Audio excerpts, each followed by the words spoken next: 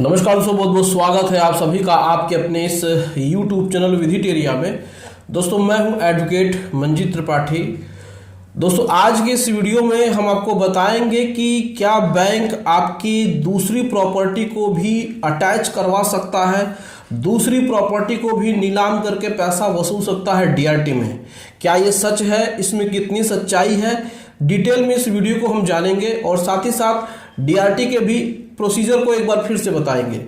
दोस्तों हम डीआरटी के प्रोसीजर को इतना हम आसान बना देना चाहते हैं कि जो आप लोगों को लगता है कि सरफेसी एक्ट और डीआरटी एक्ट में केवल सिर्फ और सिर्फ बैंकों का ही पक्ष रखा जाता है और केवल ये बैंक के लिए ही बनाए गए हैं, तो आज के इस वीडियो के माध्यम से और साथ ही साथ मैं अपने इस चैनल के माध्यम से आपको डीआरटी के भ्रम के बारे में एकदम बिल्कुल उसका जो भ्रम है मैं वो दूर करना चाहता हूँ। दोस्तों जैसे डीआरटी में हम लोग प्रैक्टिस करते हैं, लेकिन बाहर जो इसका माहौल बना होता है, जो हमारे पास क्लाइंट आते हैं, वो क्लाइंट हमसे कहते हैं कि सर हम लोग डीआरटी के बारे में ये सुनते हैं कि सरफेसी एक्ट जो होता है वो सिर्फ और सिर्फ बैंकों के फेवर के लिए ही होता है, यानी कि जो डीआरटी में आदेश दिए जाते हैं वो बैंक के फेवर में ज़्यादा दिए जाते हैं, बोरोर के फेवर में कम दिए जाते हैं। तो कैसे हम लोग इसमें केस फाइल करें, कैसे हम लोग अपने केस में अपना मजबूती से पक्ष रखें, तो कैसे क्या होगा हमें बताइए। तो जब हम लोग उनके केस को स्टडी करते हैं और जब उनका केस मेंटेनेबल लायक होता है तभी हम लोग कहते हैं कि आप डीआरटी में आइए।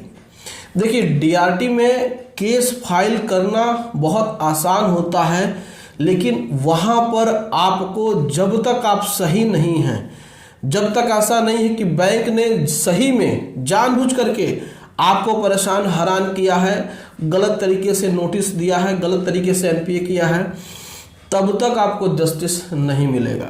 तो आज हम लोग बात कर रहे हैं कि क्या किसी व्यक्ति के किसी अन्य प्रॉपर्टी को भी बैंक ऑक्शन करा सकता है, डीआरटी में केस फाइल करके उसको अटैच करा सकता है। हमारे पास एक केस आया था और वह बहुत ही महत्वपूर्ण केस था कि उन्होंने बैंक से लोन लिया था, सिक्योर्ड लोन लिया था, उनकी प्रॉपर्टी पे बैंक ने लोन दिया था और उस समय उनकी जो प्रॉपर्टी की वैल्यू थे उस समय अच्छी खासी थी। उनकी प्रॉपर्टी की वैल्यू उस समय लगभग 80 लाख रुपए थी और बैंक ने उनको 50 लाख रुपए डिसबर्स किया था। 50 लाख रुपए सैंक्शन हुआ था उनके सीसी अकाउंट के लिए। अब क्या है कि 50 लाख की लिमिट जब बनी तो उसके बाद फिर उन्होंने अपना व्यवसाय शुरू किया और उसके बाद वो धीरे धीरे अपने व्यवसाय में कुछ अच्छा करने लगे। 2019 की बात है ये, लेकिन व्यवसाय में 2020 के बाद से कोरोना और लॉकडाउन की वजह से बहुत सारी प्रॉब्लम्स आने लगी और उनका व्यवसाय धीरे धीरे बंद होने लगा। लॉकडाउन में तो पूरा बंद हो गया। व्यवसाय बंद होने की वजह से उनके पास पैसा खत्म हो गया, लेकिन बैंक की जो ईएमआई है वो चढ़ती गई और बैंक ने उनको डिफॉल्टर घोषित कर दिया। उनका खाता एनपीए कर दिया गया। हालांकि उनको कुछ लोन्स दिए गए थे, लेकिन लोन का कोई भी फायदा उनको नहीं हुआ और उनका जो सीसी लिमिट था अब वो पूरी तरीके से खत्म हो चुका था और उनका अकाउंट एनपीए हो गया था। 2022 में उनको नोटिसें आनी शुरू हो गई और फिर वो बैंक के चक्कर्स लगाने लगे। लास्ट में जो आउटस्टैंडिंग बढ़ के आई वो आपकी आई 1,75,00,000 की। अब 1,75,00,000 की एवज में जो उनकी प्रॉपर्टी 80 लाख की थी उसकी वैल्यू और भी कम हो गई। उसकी वैल्यू इसलिए कम हो गई कि जब कोई प्रॉपर्टी मॉर्गेज में जाती है तो उसकी जो वैल्यू होती है वो कम होती जाती है। अब जनाब बैंक के चक्कर लगाने लगे। अब बैंक ने उनको कहा कि अब तो हम ऑक्शन कर देंगे। अब उनके प्रॉपर्टी पे ऑक्शन की नौबत आ गई। अब उनका जो प्रॉपर्टी है वहाँ पे बैंक ने उसको रिजर्व प्राइस रखा 60 लाख रुपए। 80 लाख की प्रॉपर्टी को 60 लाख रुपए और 1,75,00,000 डिमांड नोटिस आई थी। तो लगभग इसमें आपका बहुत बड़ा डिफरेंस बैंक ले रहा था। अब इनकी प्रॉपर्टी की वैल्यू 80 लाख से घट के 60 लाख आ गई और इनकी प्रॉपर्टी अनफॉर्चुनेटली इनकी बिक गई। अब क्या है कि बैंक ने फिर इनके ऊपर डीआरटी में केस फाइल किया और इनकी जो अदर प्रॉपर्टी है उसका भी इनको अटैचमेंट के लिए डीआरटी से समन्स आ गए। अब यहाँ पे मामला फंसता है, बहुत सारे लोग इस बात को शायद नहीं जानते हैं, बहुत सारे लोग, क्योंकि बहुत सारे लोगों के पास ऐसा सिचुएशन नहीं आता है, लेकिन ऐसे भी सिचुएशंस होते हैं कि जब आपकी लोन की वैल्यू ज़्यादा होती है और आपके प्रॉपर्टी की वैल्यू कम होती है, तो जो आपके पास अदर एसेट्स हैं बैंक उसको रिकवर करने के लिए डीआरटी में, डीआरटी एक्ट 1993 के सेक्शन 125 में केस फाइल करके आपके खिलाफ रिकवरी सूट फाइल करती है और रिकवरी सर्टिफिकेट इशू कराती है, और वो करा सकती है, ऐसा प्रोविजन दिया हुआ है।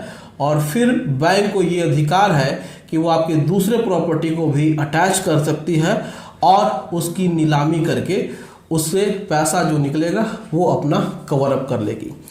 तो यहाँ पर उनकी दूसरी प्रॉपर्टी को भी इस प्रकार से अटैचमेंट का ऑर्डर आ गया। तो डीआरटी का ये सारे प्रोसीजर्स आपको कैसे पता चलेंगे? या तो आप केस करेंगे, दूसरा आपको डीआरटी एडवोकेट से ही आपको कंसल्ट करना है। देखिए, लॉयर तो बहुत सारे होते हैं, आपके सिविल कोर्ट के, आपके हाई कोर्ट्स के और डीआरटी के। देखिए, डीआरटी का जो प्रैक्टिस है वो वही बता सकता है जो उसमें रेगुलर प्रैक्टिस करता है।